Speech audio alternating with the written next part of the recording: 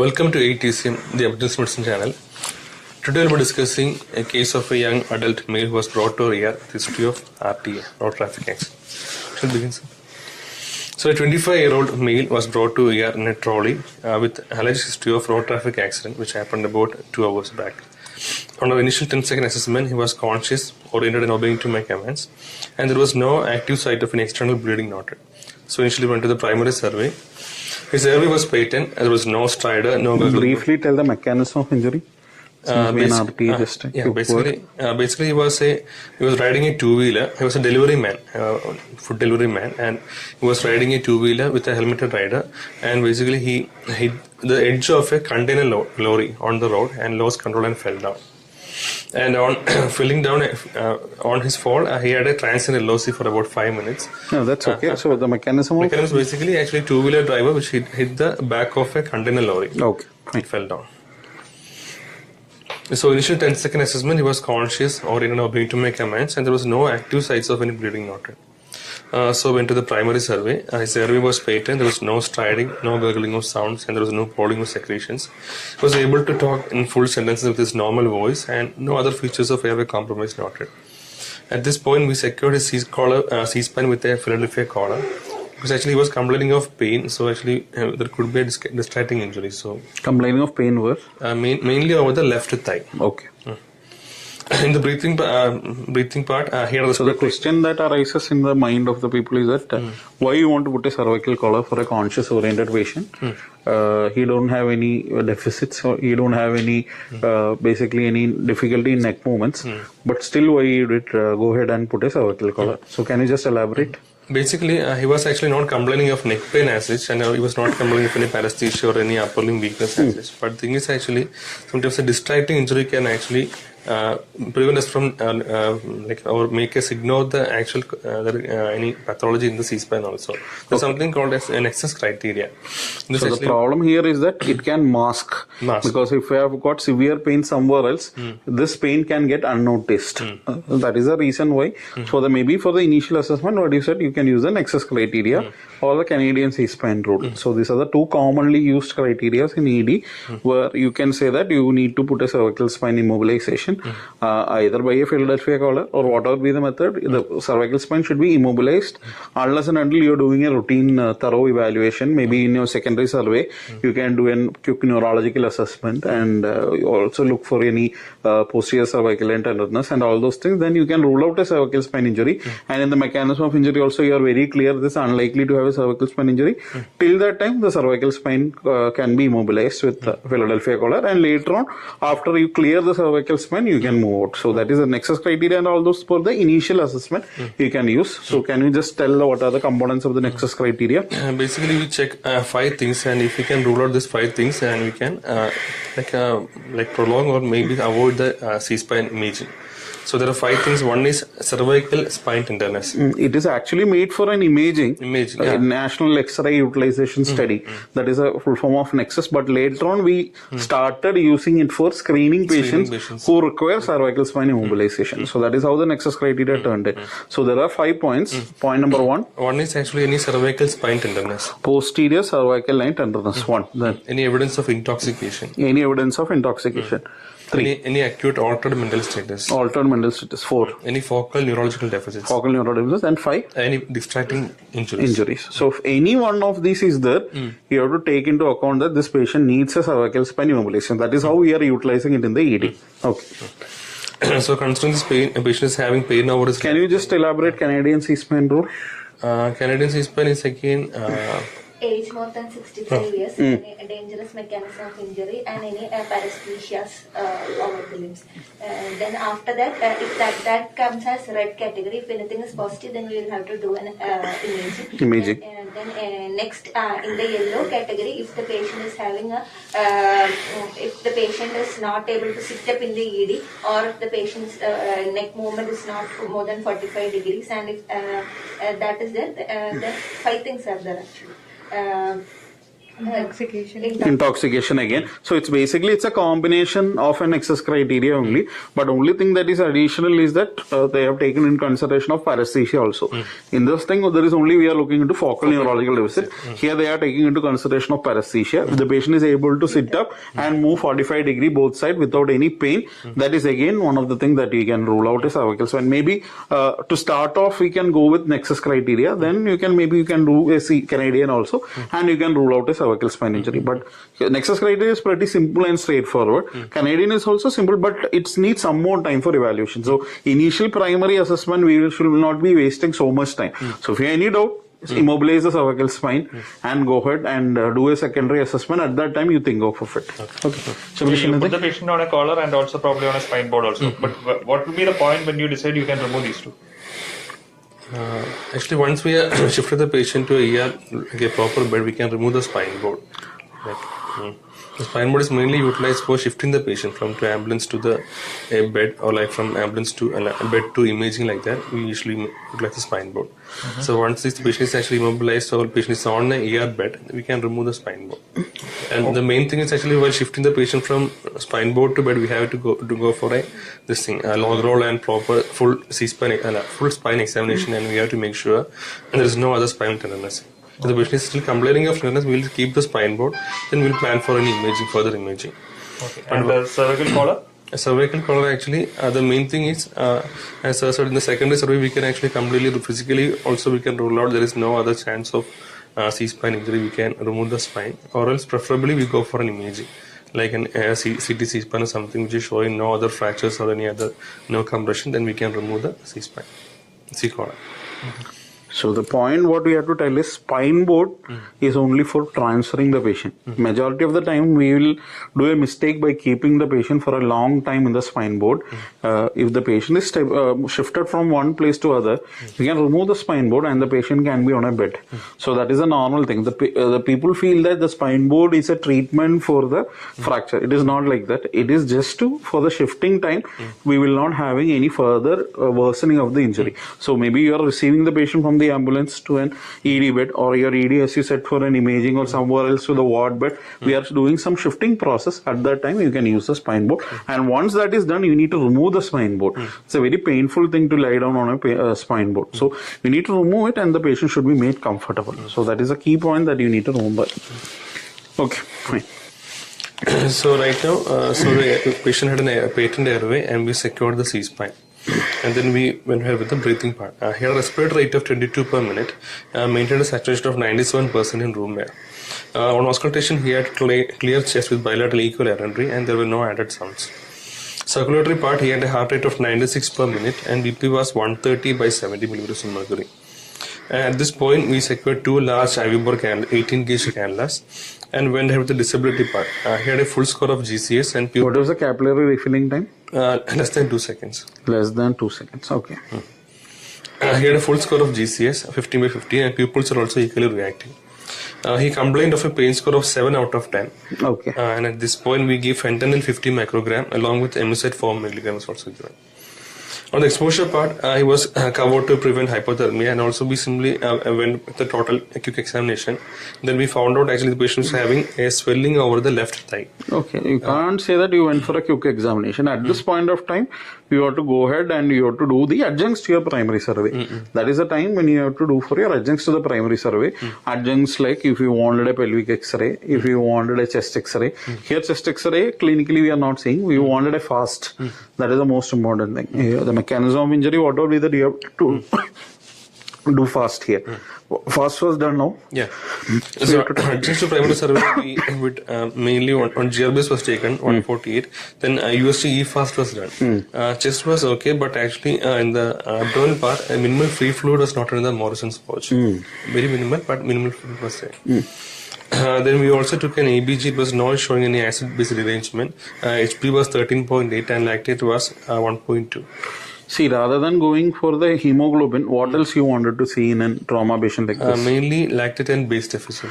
That is okay, but are you satisfied with seeing just hemoglobin alone in a trauma patient? Hematocrit. You have to look for the hematocrit. That is what we are more concerned about at this point of time. And 130/70 is the blood pressure, and you are seeing some free fluid in the abdomen. So you wanted to start him on any fluids or just keep him on observation? For right now, we can keep him on observation. Okay. And continuously monitor the patient. So when we will intervene with IV fluids or whatever be your blood transfusion, 130/70, we doesn't need any intervention at this point. As you said, that is right. So when you will intervene? One thing is we follow up this patient with repeat USG fast and again continuous blood monitoring, BP monitoring. So repeat USD fast is again not needed. The fast is positive. So fast is positive. Now you need to have a definitive management for that. Once fast is negative, you can do a control fast later on. But here it fast is positive. That means there is some somewhere either it can be a liver laceration, we don't know, or maybe a minor venous plexus injury, and there is some minimum free fluid. So that is for sure. But once he develop hypotension, that is the time that you need to intervene. So till what blood pressure that you will start your IV fluids? That is my question. Less than 100. This patient we can allow a permissive hypotension can be. We have discussed a lot of time. Permissive hypotension can be done, but only thing that is against maybe an early he is conscious oriented right now, but we need to rule out an intracranial pathology. That is the only thing. He had some LOC, transient LOC that you had mentioned. So that is only one thing. You have to do a CT and rule out a raised ICP, and then you can think about your permissive hypotension because cerebral perfusion pressure should not be affected. So that is the most important thing. So MAP of 65. That is a target that we can have. MAP of 65, less than 65, you intervene and you start giving him IV fluids. Then you, depending upon the fluid response, transient, like what we had discussed in the last trauma discussion, like we have to think about transient responder, this thing, fast responders and all those things, and non-responders you have to categorize. Okay. Jagdish, anything? Nothing much. What is the heart rate throughout this time? 92, 98 like that. See, somebody is having a pain score of 7/10 and you expect heart rate on 90. Usually 90. What can be the heart rate? Usually when somebody is having insignificant pain, usually it will go about 100. That is a usual thing, but here it has not gone about 90. So whether he is on any medications for anything? No, any beta blockers, nothing, thyroid dysfunction, nothing is there. Yes, no. So suppose his heart rate instead of 90, it is around 60. 60 is the heart rate and BP is over 110, 60, 130, 70, same BP. So what will have in your mind? One thing, it could be secondary to some medications he's taking. Secondary, spinal trauma. Spinal trauma. So what do you will suspect now? What shock is that?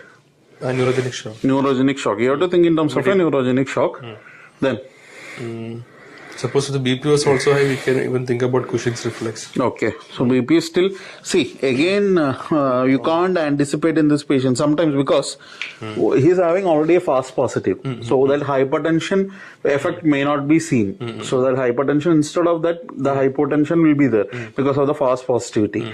Maybe bradycardia, but again his sensorium, that is the key. Sensorium is okay here and there is no pupillary asymmetry. So unlikely to be a raised ICP part. So instead to have a raised ICP, to have a Cushing reflex to start it, the first thing he will be having an altered sensorium, decrease in drop in GCS, pupillary asymmetry, everything will start in. But here it is not there. So it is unlikely. So most probably what you have to think in terms maybe a neurogenic shock. So what is spinal shock and neurogenic shock? What is the difference between both these? Spinal shock is actually not a pathology, it is just a transient phase. Spinal shock is not a shock actually. It is because of the acute neurological weakness that is happening. Acute flaccid paralysis will be there. Then after that tone extends. So it is a state of the muscle that what is happening after an insult. But neurogenic shock is a real hypotension due to a vasodilation. That is the difference. It's actually a misnomer. It is not a shock. So that is right. Okay. So at this point, our adjuncts USC fast was showing free fluid in the Morrison's pouch. On reassessment, the patient's airway breathing circulation is maintained. Now the heart rate is again 98 per minute and BP is 140/70. respiratory it is around 20. And the pain score as again he's complaining of pain about 5 out of 10. At this point we give paracetamol 1 gram was given. And see here again one thing that I wanted to tell is that again see always try to use some combinations. So here why he's having pain? What is the reason behind his pain? There could be some issue with his left leg. Could be Left leg. So from the history, it can be a fracture. So ideally, it should be an NSAID with a combination of an opioid. It will be an ideal thing. So it's some inflammatory pain also it will take care. But majority of the time in a BCAD, there can be misuse of NSAID. Sudden anaphylaxis again can be there. You can safely give a combination of a paracetamol and fentanyl. The problem with fentanyl is that the fentanyl pain relief is very good. They will have, but once the action is over, it is a very short-acting drug. Once the action is over, and suddenly there can be again further worsening of the symptoms, or especially pain. So you always think of a combination of maybe paracetamol with fentanyl, paracetamol with tramadol, whatever be the combination. Try to understand the pain, the reason behind the pain, and treat that. If it's a cancer-related pain, maybe you are right in giving an opioid alone. But if it's an inflammatory pain, for it's a abdominal pain, somebody is coming with an abdominal pain, it's a colicky pain with something, so you have to give combinations. So you have to give some antispasmodics also. So like that you have to plan. So don't just blindly give one thing for all the patients. Try to understand the pain mechanism and pain pathology and treat. So we started on 1 gram paracetamol IV infusion and then continue with our secondary survey. So the symptoms and history, basically 25-year-old male, he was traveling in his two-wheeler helmeted. He was going for a delivery, he was a food delivery man, and he was going for a food delivery. Yeah, he's a food delivery person. So he hit the edge of a container lorry on the road and he fell down. And the bystanders noted him to having a transient epilepsy for about 5 minutes, who took him to a nearby hospital. They didn't do much there. Actually, they shifted the patient to our hospital for further evaluation. But the person is not having complete exact memory of what happened. There's no history of any vomiting, seizures or ENT bleed. He had multiple abrasions all over his body and complained pain more over his right elbow and left thigh. A deformity was also noted on the left thigh, a mild deformity. And also he was not able to bear his own weight after the incident, so he was actually transported in a trolley to the hospitals. And then he was brought to our ER for further management. He doesn't have any non-allergic history and he's not on any medications, and there are no non-comorbidities. He doesn't have any previous significant past surgical or medical history. And his last meal was previous day around 10 p.m. It's more than 12 hours. And events are mentioned above. And so clinical examination, he was again conscious, oriented, obeying to make comments now also. And his pain, he is telling like his pain has been much better since arrival. Okay. And on head-to-toe examination, the last one, he had a 3 into 3 centimeter abrasion over the right parietal region, with no active bleeding. As there's no laceration or anything, only some abrasion 3 into 3 centimeters over the right parietal region, and there was no hematoma or anything. Then there was no tracheal deviation, there was no distension of neck veins, there was no crepitus. C-spine, he was able to move his spine without any restriction or pain. There was no C-spine tenderness noted, no deformity noted. There was chest compression was negative and no crepitus noted. There was no any open wounds or abrasions over the chest. And again he had bilateral equivalent entry with clear chest. Abdominal part, he doesn't have any external obvious injuries, and abdomen was soft and non-tender. Pelvis compression was intact and there was no instability noted. And we also checked the external genitalia, there was no meatal bleed noted, there was no abrasion of the scrotal region or anything. And while we were shifting the patient from spinal board to bed, we also did a full C-spine log roll tennis. And there was no spinal tennis noted in the cervical, thoracic or lumbar area. So in the musculoskeletal part, the patient was lying in a supine position but with a neutral hip position. His left leg was slightly outwardly placed with some swelling noted in the left thigh. Okay. Was slightly external rotated, and also there was some shortening noted in the left leg. And his gait could not be assessed because he was not able to bear his own weight. Okay. And there was some internus and irregularity noted on the mid thigh, left mid thigh. range of movements were restricted, but there was no neurovascular deficit noted. He was able to feel his distant limb. He was able to move his toes, and we also Any hematoma? You observed any hematoma? hematoma as such no, but some swelling was noted with mild raised temperature was also there. Okay. So it could be, and we also put a pulse oximeter on the distal limb, and it was showing 98. So. Also, other than that, he had some. So basically, he had a left thigh swelling. Left thigh swelling, and he had difficulty in movement of that, and there was significant tenderness. So, what do you suspect at this point? At this point, the most probable thing could be a fracture, like a shaft or femur fracture or something. We have to suspect. Considering there was a very big swelling, around 15 to 15 centimeters swelling was there, and he was not able to bear his own weight. So most probably could be a fracture. Suppose there is no bony tenderness. There is no bony tenderness, and X-ray you are taking, you don't see any fracture, but still there is a swelling. So then we have to think about some collection, some hematoma or something developing within the muscle layers. why this area it is prone to develop collections like that? So what is the attachments here? Facial Facial. It is like a tight compartment again. So there is something called as Morris Lavage lesion. So you have to just go through it. You can just read that. The basic thing is that there can be a huge hematoma collecting in between the fasciolata. So that can be one of the very common thing that they can have because of the direct impact. They can just have an hematoma, but there will not be any fracture. So it is not mandatory to have a fracture. So thigh again is one region where you can have 1 to 1.5 liters of blood getting collected and the patient can go for hypotension. So just the inside that fasciolata, the blood can get collected. So that is the one thing that you need to see, and maybe at that point of time we need an ultrasound or maybe a detailed MRI to look in and do the diagnosis. So the current issue is patient is having a swelling in the left mid thigh. There was no focal neurological deficit noted, and also no vascular deficit also noted. So we immobilized the left lower limb with a traction. We applied traction, and then we went ahead with our diagnostic evaluation. Thing is, he had a history of head injury, FAST was positive, and again he is having this leg issue. So we went ahead with CT brain, with C-spine, and also along with that we took a CECT abdomen. Because he was clinically stable, he was able to shift the patient to radiology for the scan. Why did you go ahead with the CT C-spine? The C-spine is actually mainly even after. What is the indication for a CT C-spine? The thing is actually we are not able to completely rule out this thing. One is actually the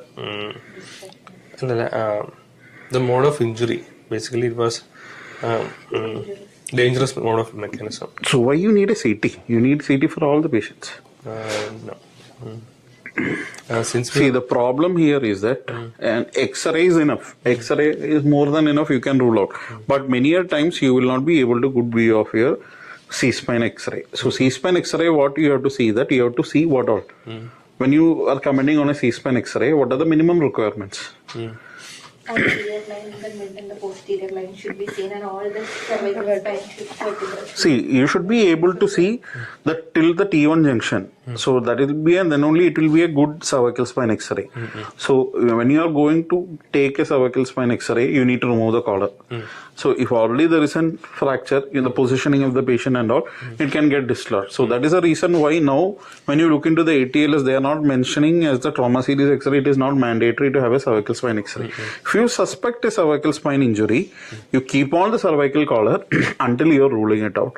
Either you can rule it out clinically, or you have any other suspicion of it, you can go ahead and go for a CT. So here the indication may be he has an head injury. So around 30% of the patient with head injury can have a cervical spine injury also. So that is the one reason. Again, the mechanism of injury, what you suggested, and we are not able to completely rule out a cervical spine injury. Anyway, we are going to take a CT. So that is the reason why the CT C-spine should have been added to this. But otherwise, there is no indication. If there is just a fracture and he don't have any LOC and he was just a fall from the bike, we can rule out clinically itself. But sometimes we are not able to in the dilemma whether to clear or not to clear the cervical spine. That is the time when we go for a CT. And again, CT abdomen here, again the FAST was positive. We should know what was the exact reason why his FAST was positive. That was the reason. So what was the findings? So basically, CT brain was showing a hemorrhagic condition over the right hyperparietal lobe. There was no SH, there was no skull fracture or any other lesions noted. It was a contusion. Hemorrhagic condition of the right hyperparietal lobe. And CECT abdomen, it was... He was a helmeted rider. Helmeted rider. He was a helmeted rider and he has got a right frontal contusion. Right parietal. Right parietal. Okay. Right parietal contusion. Okay. CECT was again showing minimal free fluid in the Morrison's pouch, but no hyperdense contents noted in the fluid. There was no evidence of any other contusion or laceration in the liver, pancreas, spleen, or kidneys. Okay. And also C-span was also normal. Okay. And there was also no any active extravasation of contrast from the vessels or anything noted in the CECT. CT abdomen normal, CT C-span normal, CT brain you just have a parietal contusion. With no evidence of any mass effect, nothing was there. Okay. Then next with the X-ray. X-ray was showing a fracture of the shaft of left femur. Fracture of the left femur. Okay. So now actually... fracture of the, how was it? You can explain the fracture? Whether it was a displaced, undisplaced? It was a closed, displaced fracture. Closed, displaced fracture. Okay. Closed, displaced fracture. Why that is important? Open fracture then? Open fracture definitely need debridement. Immediately debridement. Contamination chances are high. But displaced, undisplaced. Displayed actually, there is a high chance of neurological. Okay, so distal neurovascular deficit can be chances are high. Bleeding chances are high. Fraction and fat embolism. Fat embolism. The risk of fat embolism is more. We have displaced fracture. We have risk of fat embolism is more. And again, femur fractures are notorious to cause this fat embolism. So suppose this patient is in your ED. He is in front of you. So when will you suspect a fat embolism? Usually the incidence of fat embolism occurs post 24 hours to 72 hours. Okay. But sometimes it can occur spontaneously also. The thing is actually, especially in our patient, he was actually clinically stable on arrival. Suppose we are immediately noting like patient is having tachypnea with desaturation or any acute altered sensorium or something, we have to suspect fat embolism. There will be noticeable desaturation with tachycardia and then autism. Then we can also might notice petechial lesions over the body. What is the fundoscopy? Fundoscopy again can show petechial lesions. It is actually fat embolism is very difficult to diagnose. Actually, when you see fat embolism, you can't. Maybe a pulmonary embolism, it is much more easier to diagnose. You can do a CTP and you can look for CTP and you can easily diagnose. But fat embolism, any of the time, it will be difficult to diagnose. It is actually a diagnosis of clinical. It's only a clinical, and you have to can't say it is a diagnosis of exclusion. You have to think of fat embolism when you have a patient with an open femur fracture, a young man who don't have any other chest injury, then suddenly he is developing hypoxia. The primary thing that you need to suspect is either a P or a fat embolism. For this patient, it will be fat embolism. You need to suspect. So when you suspect a fat embolism, then you can do a fundoscopy. You look for petechial hemorrhages.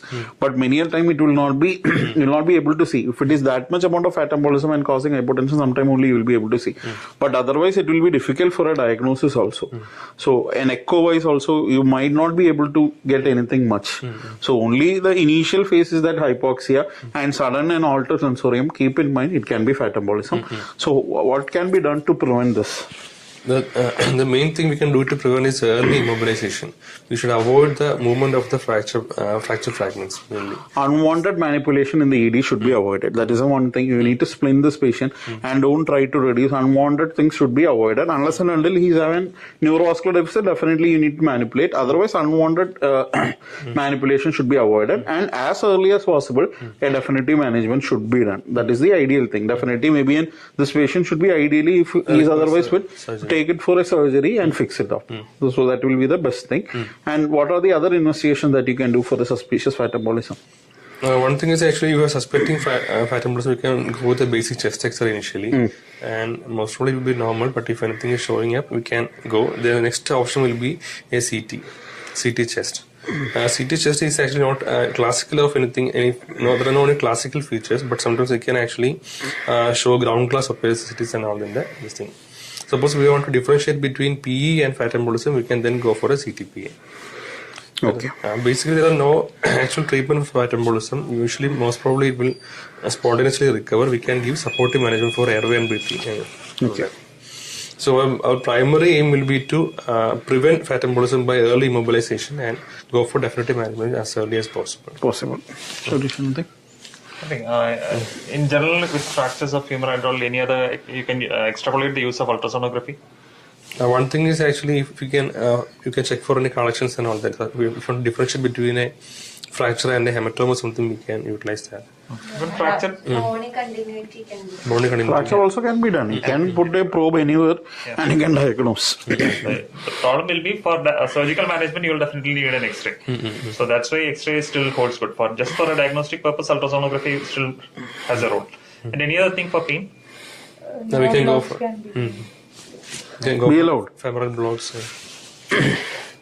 So femoral block, since you said regarding femoral block, how it is going to help a patient with femoral fracture? Especially in the managing manipulation and immobilization part, being severe pain. Basically, the femoral block will give paresthesia to the thigh region and also the upper abdomen part. So basically, with minimal analgesia, the use of other analgesic agents we can reduce. And if there is any movement and all, also the pain will be better control. Basically, we'll get a better control of the usage of other analgesics. You can decrease the usage of other opioids, and when you are using it, a combination of your femoral nerve block. But the problem is that you need to have a proper neurovascular assessment before giving the femoral nerve block, and it will be working very well for your leg and ankle lesions. Maybe sometimes the innervations will not be completely covered with just a femoral nerve block. Maybe obturator also you need to simultaneously do the block. So sometimes it will be difficult, but definitely it is an option. Femoral nerve block. How will you location? How is this arranged? The inartery nerve, so below the inguinal ligament, we can use an ultrasound probe, and the nerve will be seen as a honeycomb-like appearance.